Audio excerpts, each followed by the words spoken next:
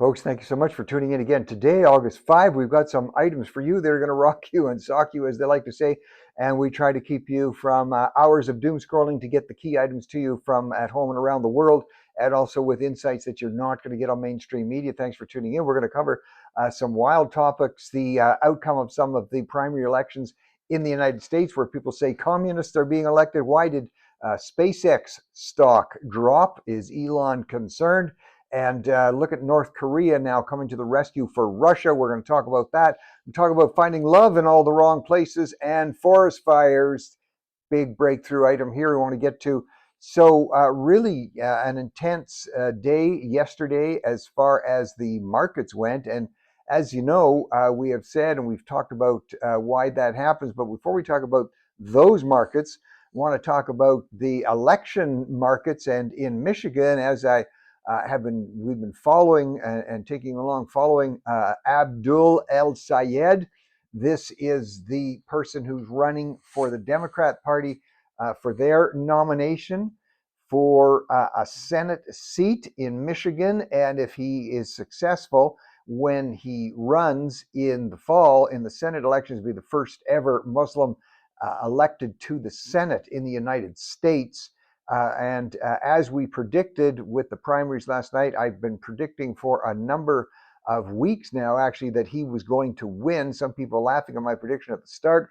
Then he was going way up in the polls, and actually he did win, but it was closer than I thought it was going to be. His competitor there, Haley Stevens, who was seen as the more moderate socialist, if there is such a thing, gave him a bit of a run for his money, as some of the more wilder things that he had been saying in the past were starting to come out just a day or so before the election. Anyway, he wins, and he will be moving on there. So fascinating to see that. So that's going to really set the stage for coming up next week, August 11th. You know, I've been talking about Francesca Hong, and our regular viewers and watchers here in Canada and in the U.S., some have been commenting back to me saying they appreciate the fact that right here, we were talking about these candidates even before you saw them on some of the major news outlets in the U.S. and certainly before they were in Canada. So thanks for the people that helped me with my research there, so we can get on top of these stories many times before even they're in mainstream media.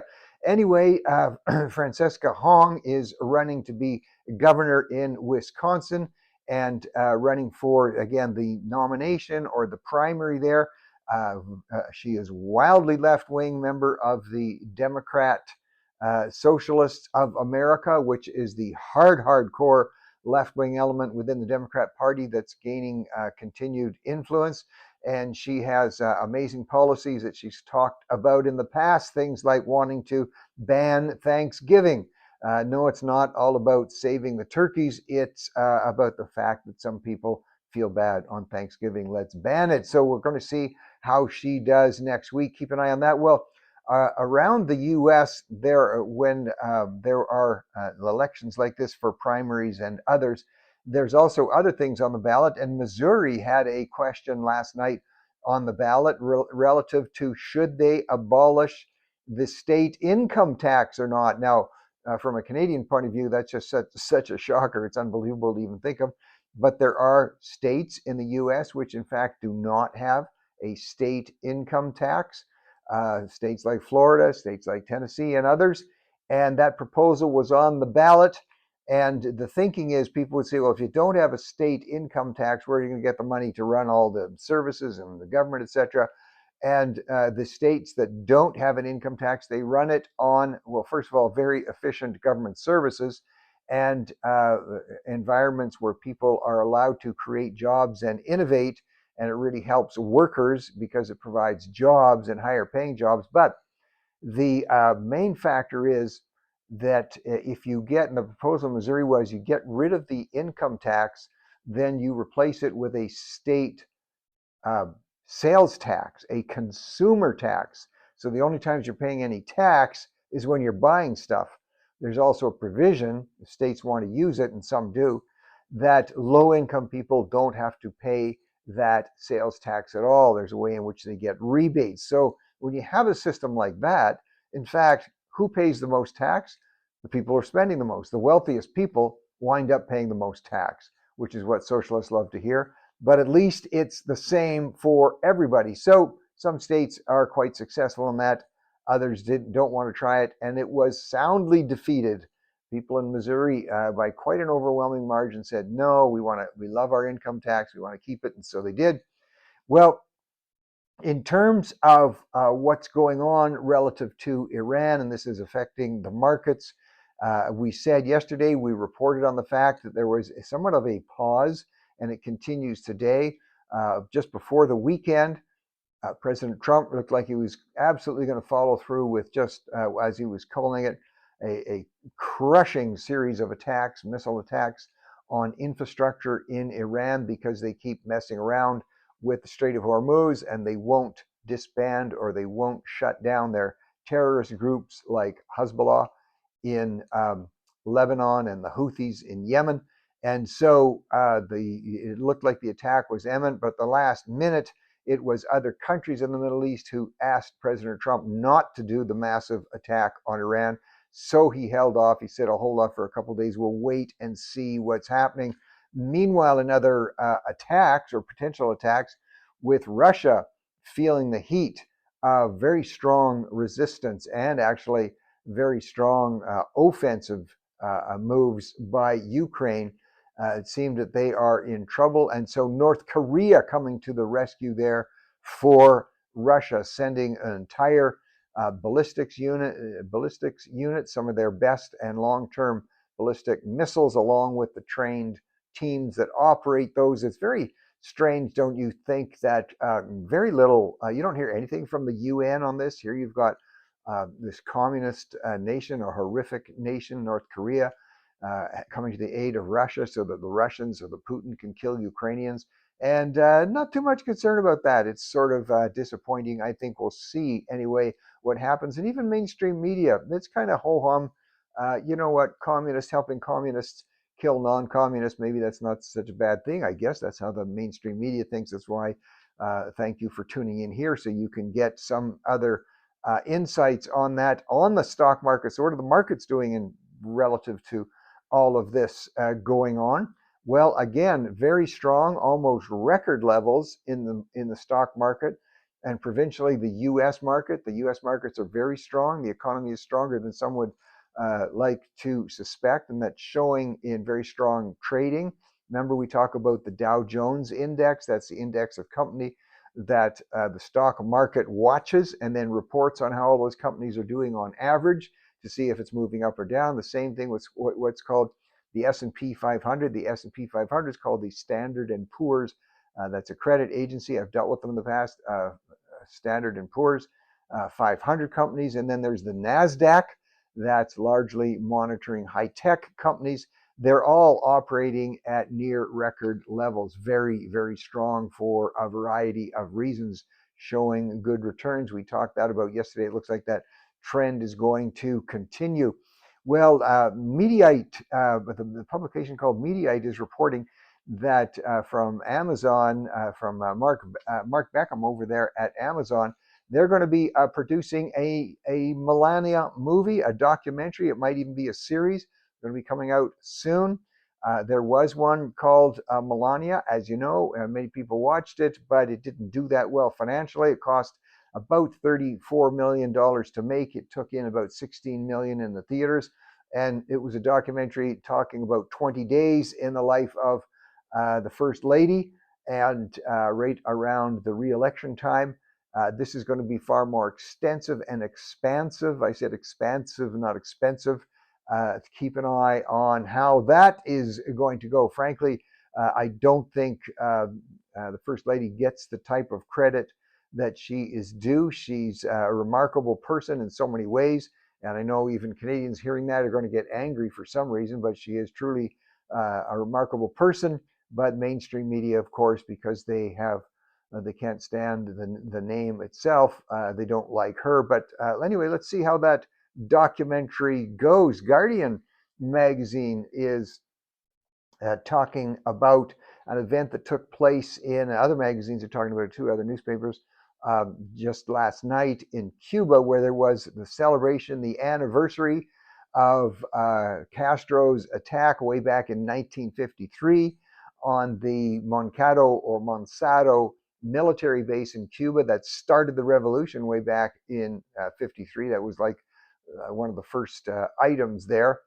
And not that many people showing up. About 5,000 people showed up in Pinar del Rio to celebrate, most of the island of Cuba being in darkness and suffering ongoing power failures, as since they relied most of their life on other communist countries for their energy. For instance, getting oil from and gas from the drug government of in Venezuela, and having with that being cut off now, it shows the devastation that happens when an entity, when a state or a country depends on socialistic economic principles, and especially if they are further compounded with the communist principle of no democracy, no votings. It results in shortage, it results in lower standard of life, it results in poverty unless they're being propped up by other communist regimes. And when those communist regimes get knocked down, as when happened in Venezuela, it's lights out for Cuba. Hopefully the day will come where that government will fall and the good people of Cuba will be able to recognize freedom and prosperity again. We're keeping an eye on that. SpaceX shares dropped, and a lot of people kind of raised the eyebrow. Wow, SpaceX shares dropped in the markets yesterday. Is Elon worried? Why did that happen? Well, main reason it happened, you remember with the IPO that took place on the initial public offering, which went out to people who wanted to invest in SpaceX. And of course, the share price, it went very high, got up to around $200 at one point, settled back down at around, started dropping again, went to 135 and was selling at 125 yesterday.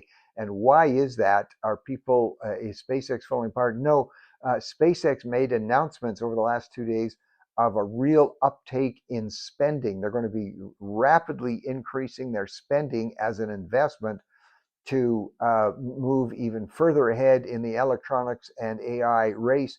And anytime a company announces that they're going to increase spending, investors get nervous. They go, uh-oh. And if they don't know that the spending for sure is going to bring positive results, they start to bail. That's what's happening. I'm going with the long bet here. I'm saying that the spending is going to bring increased rewards for SpaceX in the longer run. We will see what happens there.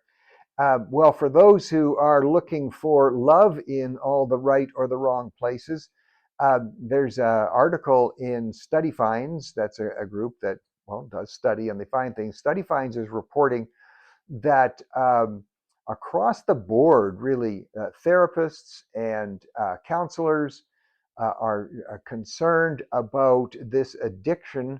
It's an addiction to the concept of love or the feeling of love, but at the same time, the possibility of finding true love begins to be eroding. And John Anderer writes about this, and fairly extensively. There's something called, here's a new term you can use with your friends around the cocktail or coffee table. It's called limerence. Limerence is actually a condition. It's kind of an emotional condition. It was talked about a lot and first talked about in the 70s with therapists then.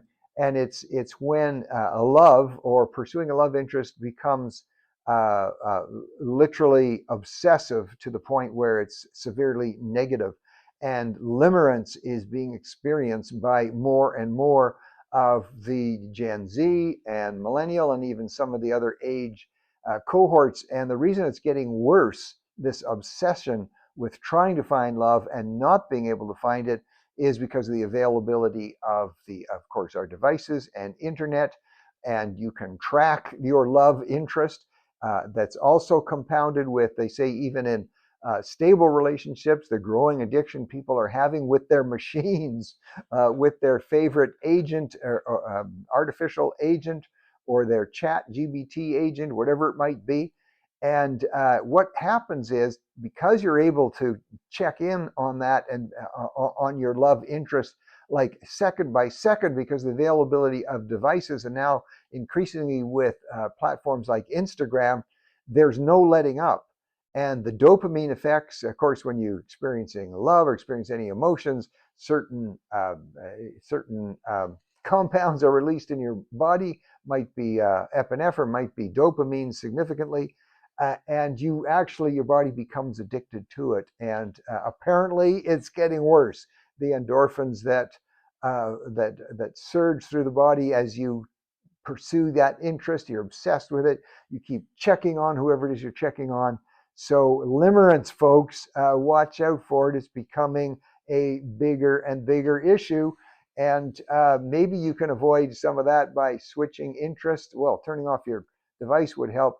But Yahoo Travel is reporting that there's a growing niche. And by the way, there's some excellent people out there now offering travel packages. They do all the research.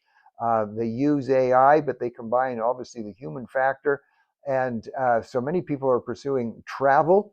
And Yahoo Travel is talking about eclipse travel. And when I say eclipse, I mean literally the eclipse of the sun. So going on for a few years, but really picking up now, again, with the availability that people have to be informed of these things. So the next full total solar eclipse of the sun is going to be August 12th, apparently best viewed from northern Spain. And thousands of people are booking their trips and hoping to get there. It's going to be a bit of a complicated with the fires in Europe right now, especially in Spain. And there's no guarantees, and no travel operator can guarantee the weather. But eclipse travel, there you go, folks. A new item you may be interested in. Well, also eclipsing the sun are the fires themselves, and this is worldwide. Many people are making a point that this is the worst season of fires ever. Some are saying, actually, no, it's not. The fact is, many of the fires, matter of fact, a majority are actually as a result of human activity, and a significant number being arson related. Some of the bigger fires being arson related. As I talked about yesterday, there was just an individual arrested in the state of Washington, responsible for a huge amount of the fires that are raging through there. And we see just recently coming out of Greece, there were, by the way, the guy in the state of Washington was a felon and was in jail and released. Actually, was a killer, a murderer. So not a nice guy. Whether he got paid to light those fires or not, we don't know. But increasing accounts like this happening. Of course, the famous Quebec case just 2 years ago, where Brian Paré was arrested for lighting and starting 14 fires. There's one guy alone starting 14 fires. We see in Greece between June 29th and August 2nd, 33 people arrested for human starting of fires. This is a real problem. It's a real thing. It's not just, as the ultra-environmentalists want to tell you, it's not just the world simultaneously exploding in heat because of climate change. And folks, I've been recommending governments need to sit down. We used to have to deal with this when I was Minister of Finance in Alberta, to try and predict where fires were going to go, because they're hugely costly. And in the light, any way you want to reduce a crime, anytime you have to reduce a crime, you have to make announcements that you're really going after it. Provincial governments, federal and state governments need to say they're getting really serious about arson, about the lighting of these fires. Minimum penalties should be brought in, minimum 10 years for starting a forest fire. Some people are saying it should be life. There should be task forces that are being announced, increase in satellite activity and capability. Much more has to be done to actually send that message out that we recognize the majority of these fires are started by individuals, and there will be zero tolerance. Let's see if this catches on, and if people, governments will awaken to this. Well, somebody who's catching fire in a figurative sense, if you haven't heard of the tennis star, she's amazing, Alex Ayala, I hope I pronounced that right, Filipino, and she's just caught the tennis world on fire, quite literally. She's going to be in Toronto, playing in the Canada Open there. She's just coming out of Washington, D.C. after having a huge effect there in the Open in Washington. And she'll be performing. This is today. You'll be able to catch her at the National Bank Open in Toronto. A Filipino lady, and just an amazing person. charisma everywhere and talent, and watch for her continuing to go. Well, in the world of AI, you do have to be careful when if you're going to be doing a speech and you're getting AI to generate it for you, you better make sure you adapt it and authenticate it to yourself. Otherwise, you'll get caught out. It could be embarrassing. This just happened to a member of the legislature in New Brunswick. I don't want to say the poor guy's name because I think he was trying hard. Maybe if he'd been a little younger, he would have been aware of the risk of using AI, but he went straight to AI, I guess, gave AI the topic. AI kicked out the speech, and he went right into the legislature and read his speech, which is always dangerous. And on a couple of occasions during the speech, he actually read the prompts that were given to him by AI when it was printed out. And so at two different times, I guess, he's reading, and then he keeps reading the prompt, doesn't realize it's not supposed to be part of the speech, and it will say something like, a more natural and flowing version of the speech can be obtained if you focus on this item. He does that a couple times. Apparently, everybody's laughing pretty hard at him. He thought it was because of his good sense of humor. Folks, if you're doing AI and getting AI to help you, don't read the prompts. Well, I am prompted to talk about something that is really materializing in Canada, not getting a ton of media attention. By the way, the media are kind of beating up on that poor legislator and laughing at him. Listen, in media, when you're looking at the anchor man or the anchor woman who is reading the news, all that is AI. It's all AI generated. They shouldn't be laughing at people who are trying their best to read an AI script, because they're just reading all those newscasters there, the anchor people. They're just reading away on the teleprompter. I'm not knocking them for that, but they shouldn't be laughing at other people for doing it. Well, in Canada, it's just been announced, and this is a positive thing, but you're going to see some negative reaction. Canada is going nuclear. Canada has announced that they will, within the next 15 years, be building 10 significant nuclear reactors. And I do not have an issue with this. When you look at the safety record, regardless of the hype and terror and fear that is put upon people because of the dangers of nuclear, and yes, there have been some catastrophes, Chernobyl being one, of course, but largely on any way you look at it, whether it's from the point of emissions, whether it's the point of natural resources, any way you want to look at it, carbon, what happens related to carbon, nuclear is the way to go. More and more countries are recognizing this, and if Canada doesn't get on and moving on that, they will be left behind in the development of clean and long-term available power. Canada's announced 15 of these nukes are going to be developed, and I give the government credit for that. I'm not going to knock them on that. In the relations with the U.S. and Canada, as the trade wars continue, the U.S. announced they're closing down one of their larger consulates. That's the one in Winnipeg. Not a good sign for relations. And Prime Minister Carney still is embarking vigorously on what I believe is not wise, this pursuit of China, everything China, closer to China. Not a smart move to do that. And the U.S., they say this isn't a reaction to that, but rare for them to close down a consulate unless it's coming from a country that is threatening them militarily. So a real concern there. Well, in the world of fashion, those of you who are familiar with this hockey series, Heated Rivalry, and the two guys in that who portray themselves as, hockey players and being in a relationship. One of them has, there's Canadians will know, this will be of interest to our US friends. When you go into one of our favorite stores across Canada, of course, called Canadian Tire, you get, for $1.25, you get a tote bag. It just says a little symbol on it. It's kind of a plaid look, but the symbol just says, as a triangle, it says Canadian Tire, and CT, it's called the CT tote bag. So the boys were out shopping, Hudson Williams and his co-star, Connor Story. They were out in Toronto. I guess they were doing some filming there, and he was noticed carrying a Canadian Tire bag. Guess what? It's gone off the shelves. It's gone viral. All those Gucci bags and all the fancy bags that companies hoping to sell for hundreds of dollars. It's $1.25. Watch for that. Watch for Canadian, especially Gen Z and Gen Z. And there's even some Americans apparently calling and saying, hey, where do we get a hold of that Canadian Tire bag? Washington Post is reporting that the new T-shirt is actually the hoodie, and that'll make some people feel okay. And for those of us and all those parents who get concerned about their kids walking around with the hoodie pulled up and pulled over their eyes so you can't see them, doesn't matter. It is definitely the new T-shirt, and whether it's name brands like uh, Essentials of God is one of them. What's a couple of others? White Fox. Sorry, I'm not familiar with all these. Goat USA, but just about any type. Hoodies are big, folks. So you want to keep your kid or grandkid happy. Keep the hoodies going.